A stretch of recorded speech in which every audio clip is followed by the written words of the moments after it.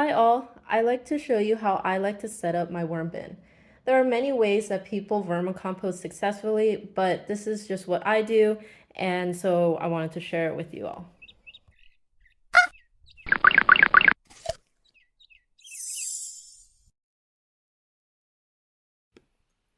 Here are the supplies I like to use.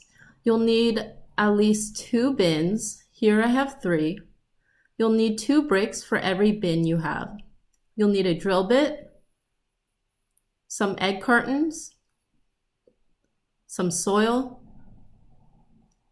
some cricket food, which is optional, water and ground eggshells, food scraps, worms,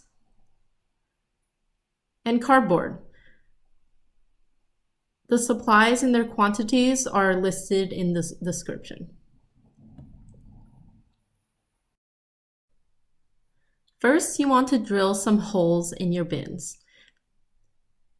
Take one bin, put it to the side. Do not drill holes in that bin. It'll be the drainage layer. Now drill holes at the bottom and upper sides of the other bins. If your drill bit is a bit smaller than mine, that's fine. Just make sure to drill a couple more holes.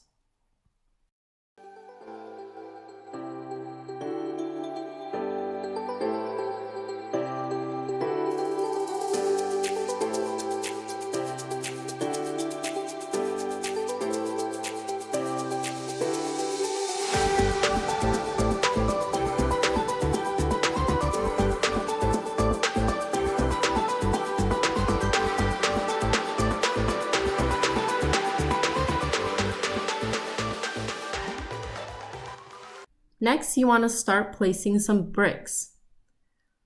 Take your drainage layer that has no holes in it and place 2 bricks on their sides on each end.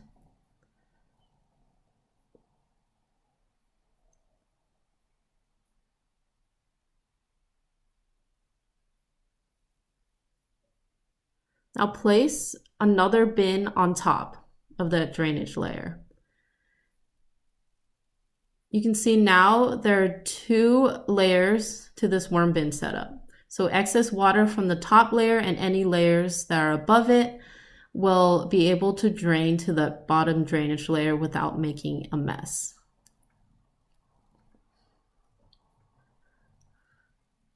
Now place 2 bricks vertically on each side of the top bin you just added. This will allow you to continue stacking more layers on top of your bins.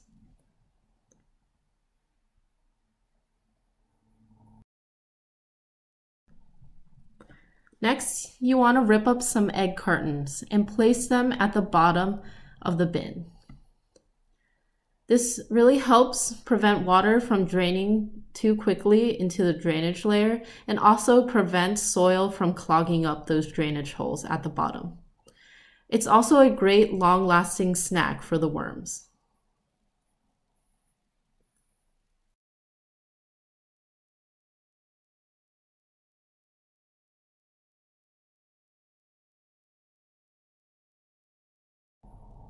Next, we want to add some soil.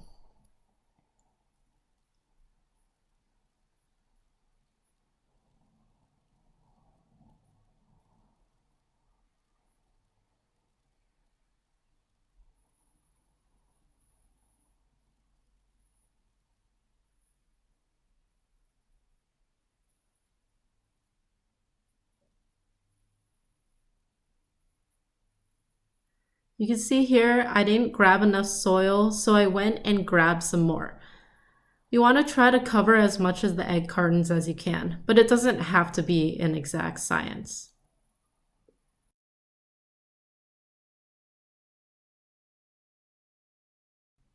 If your worms were recently under a lot of stress, for example, if they were recently shipped from a worm breeder, I do recommend adding a small amount of cricket food.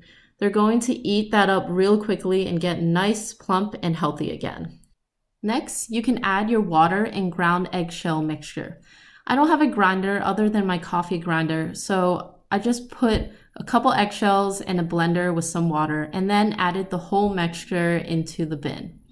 It works really well and it saves me from having to buy a whole nother grinder just for eggshells. Next, add some food scraps. This is a piece of frozen watermelon that went bad. As you know from my time-lapse videos, my worms love watermelon. First, dig a hole. Make sure to bury the food scraps really well. You don't want it to attract any unwanted pests. Believe me, I learned the hard way. Now it's time for the stars. These are red wiggler worms. They're great for vermicomposting. This is about 100 grams, but you can add more if you'd like. You want at least enough to start a good population, but in general, worms are pretty good at self-regulating their own population based on the size of your bin and whether they have a surplus of food. Next up, we want to add a generous layer of cardboard. This is my secret to ensuring that unwanted pests like flies or mites do not get into the worm bin.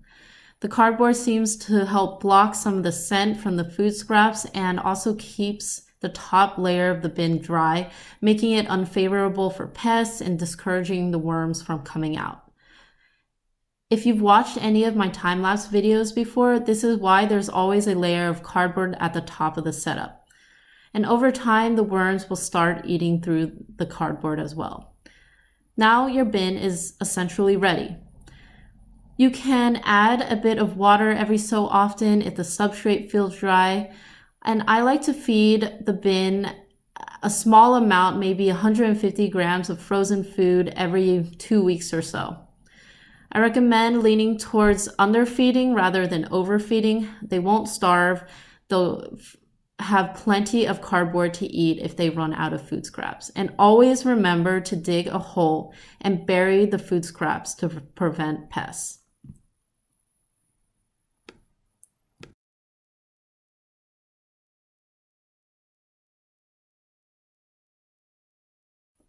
After many months of feeding your bin, it's going to get full, meaning the substrate will be at the height of the top of the bricks.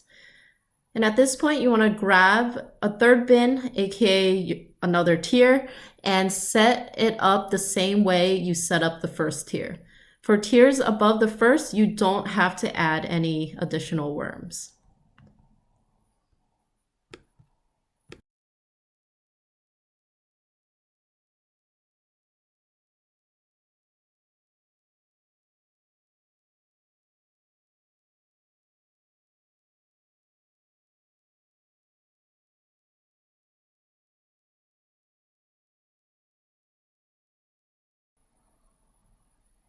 Now just stack the bin you just made on top. At this point, you'll only want to feed the topmost bin.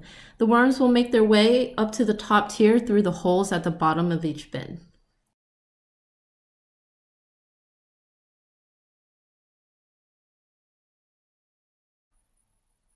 At some point, as you continue feeding the top bin, it'll also get full.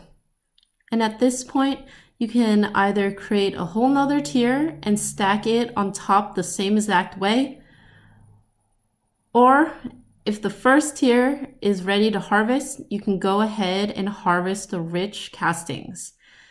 Disclaimer, these castings have already been sifted, but generally it should still look like dark, rich soil.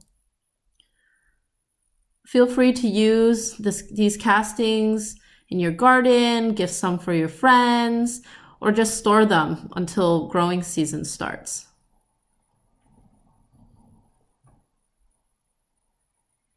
When you harvest the castings, just make sure to remove the bricks beforehand so you don't get hurt.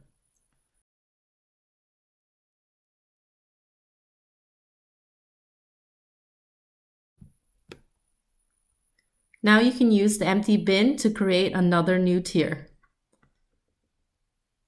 I hope this encourages you to start your own worm bin. Thanks for watching.